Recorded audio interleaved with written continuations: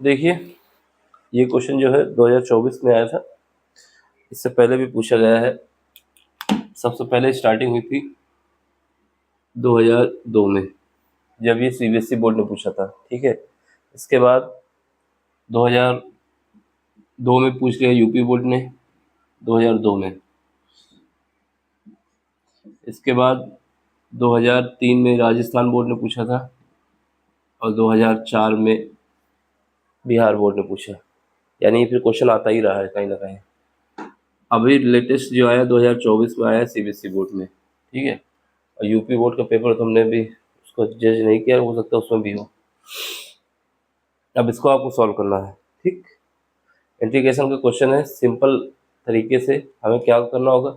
सबसे पहले ऐसा कुछ करना होगा कि वहाँ पे 2x 3x + 5 है, उसको अरेंज करना होगा। और इसको हमें क्या करना होगा, परफेक्ट स्क्वायर बनाना होगा। नीचे वाले को परफेक्ट स्क्वायर बनाना होगा, ऊपर वाले को इसके हिसाब से एडजस्ट करेंगे, ठीक है। तो चलो फिर करते हैं। सबसे पहले हम इसको मान लेते हैं, let i is equal to, हमारे पास क्या है, integration i is equal to integration 3x + 5 divide by under root के अंदर क्या है,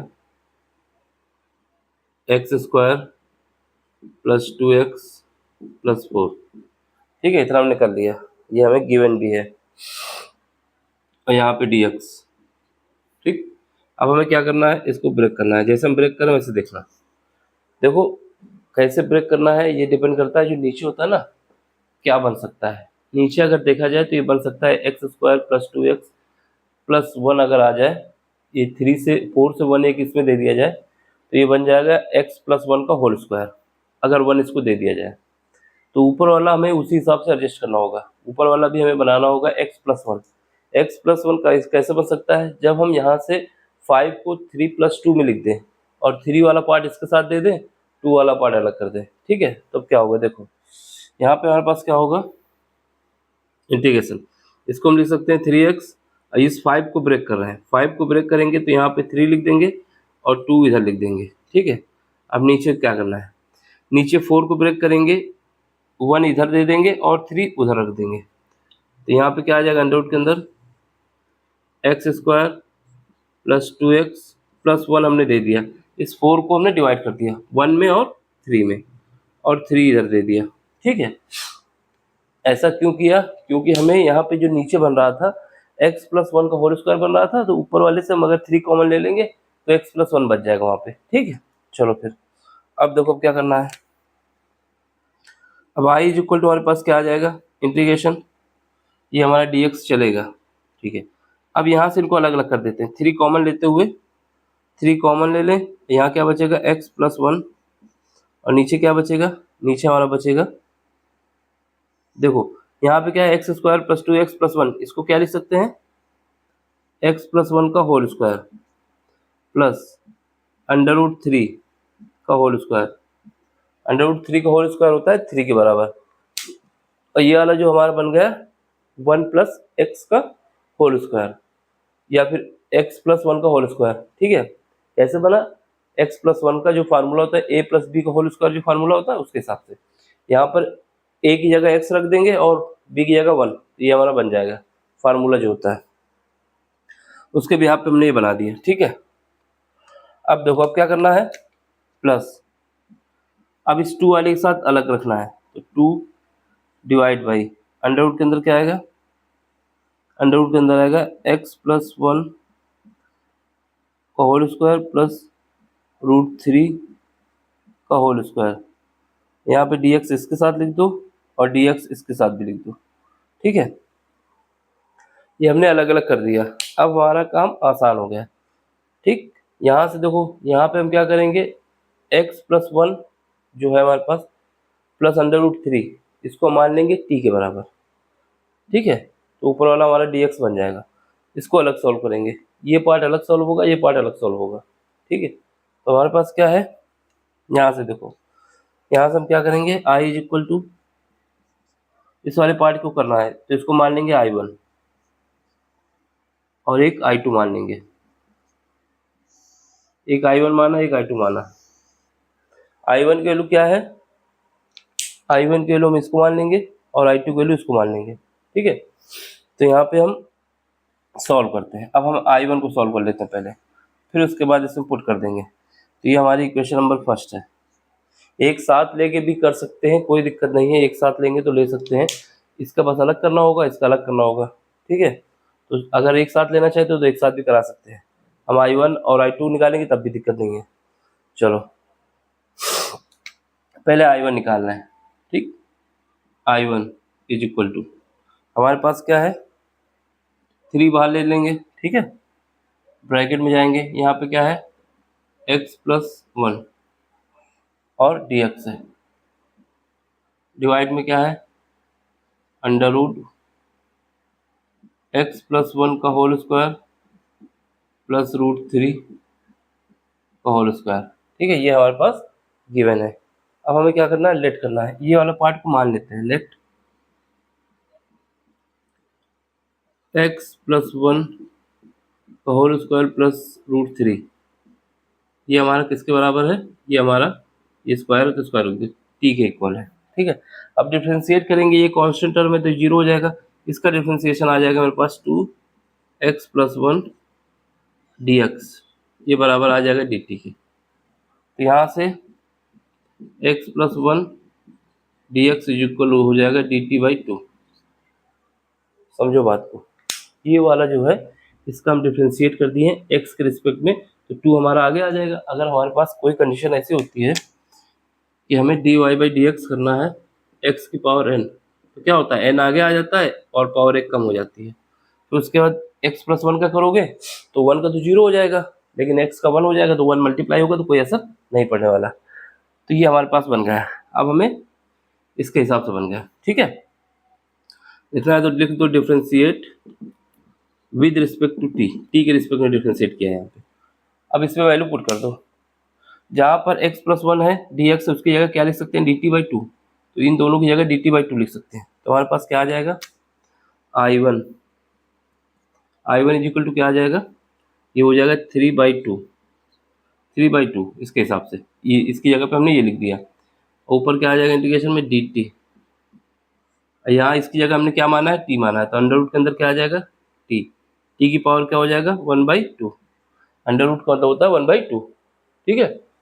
ये हो गया हमारे पास। अब चलो अब इसको सॉल्व करो, तो यहाँ से हमारे पास क्या आएगा 3/2।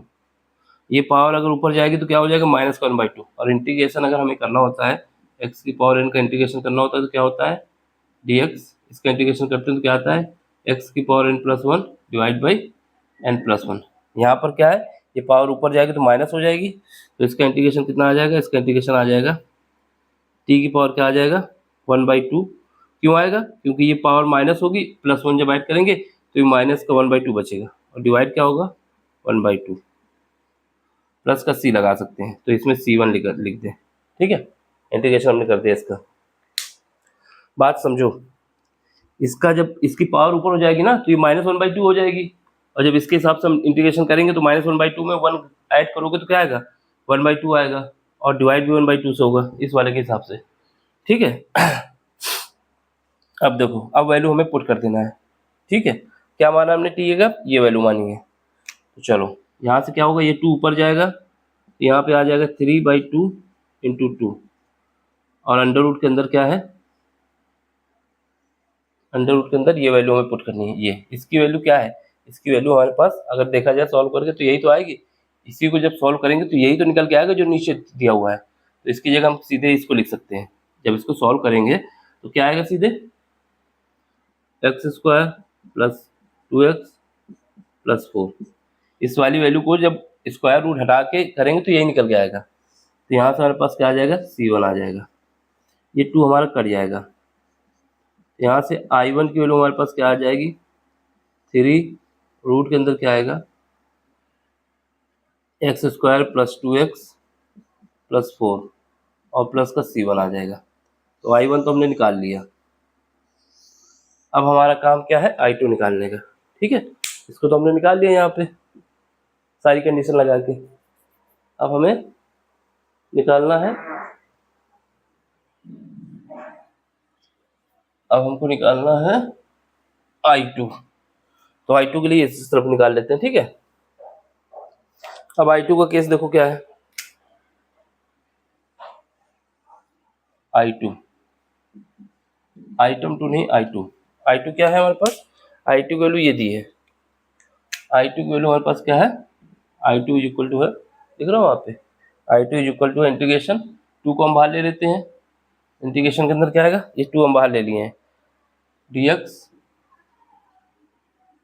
और डिवाइड में क्या है, अंडर रूट x प्लस 1 का होल स्क्वायर और प्लस रूट 3 का होल स्क्वायर, इसका हमें इंटीग्रेशन करना है, ठीक है। यहाँ पे dx है ऊपर हल्का से, ये dx है भाई, ये हमारा dx है, इसको थोड़ा नीचे कर दें, यहाँ पे dx है, ठीक। अब इसको हमें कर रहे हैं, हमारे पास फार्मूला होता है, फार्मूला क्या होता है, फार्मूला हमारे पास होता है, अगर हमारे पास कभी भी इंटीग्रेशन हो किसका हो, 1 डिवाइड बाई अंडर रूट के अंदर x square plus a square और dx, समझो। अगर हमारे पास कभी भी कंडीशन हो 1 डिवाइड बाई अंडर रूट के अंदर x square plus a square dx, इसका हमें इंटीग्रेशन निकालना, क्या होता है, इसका इंटीग्रेशन होता है लॉग, ब्रैकेट में जाएंगे x आएगा प्लस अंडर रूट के अंदर क्या आ जाएगा, x square plus a square आ जाएगा और प्लस का सी हमारा कांस्टेंट होता है, ठीक है। तो याद रखना log x plus under root के अंदर एक्स स्क्वायर प्लस 1, यहाँ पर x की जगह कितना है, x प्लस 1 और a की जगह कितना है, रूट 3 का स्क्वायर, ठीक है, सीधे लिख दो यहाँ पे फिर। तो यहाँ से हमारे पास I2 इज इक्वल टू आ जाएगा, 2 तो बाहर ही रहेगा, अब इसके हिसाब से ब्रेक हो जाएगा, तो यहाँ पे क्या बचेगा, लॉग, ब्रैकेट में जाएंगे, तो ब्रैकेट में क्या आएगा, x की जगह क्या है, x प्लस 1, तो x plus 1 under root, plus के बाद क्या है, अंडर रूट के अंदर है x square plus a square, तो इसका पूरा लिखना है, तो इसका पूरा लिखना तो क्या आएगा, यहाँ x square plus 2x plus 4, कैसे आया, ये जो वैल्यू है ना, अगर इसको सॉल्व करेंगे तो यही निकल के आएगा, यही तो है हमारे पास, जब इसका एक्स स्क्वायर प्लस 1 का होल स्क्वायर निकालेंगे, तो इसका अंडर रूट 3 को उसका स्क्वायर निकालेंगे, ऐड करेंगे तो कितना आएगा, यही आएगा, तो ये हमारे पास ये आ गया, प्लस का सी आ गया, इसको C2 मान लेते हैं, ठीक है। तो यहाँ से हमारे पास I2 की वैल्यू भी आ गई, अब I2 और I1 आ गया, तो हमें क्या करना है, इसे पुट कर देना है, इसलिए फाइनल आंसर जो आएगा फ्रॉम इक्वेशन फर्स्ट, इसमें क्या है, I इज इक्वल टू हमारे पास है I1 प्लस I2, ठीक है। अब यहाँ पे I1 कितना निकाला हमने, अभी ये निकाला 3, ब्रैकेट में क्या है,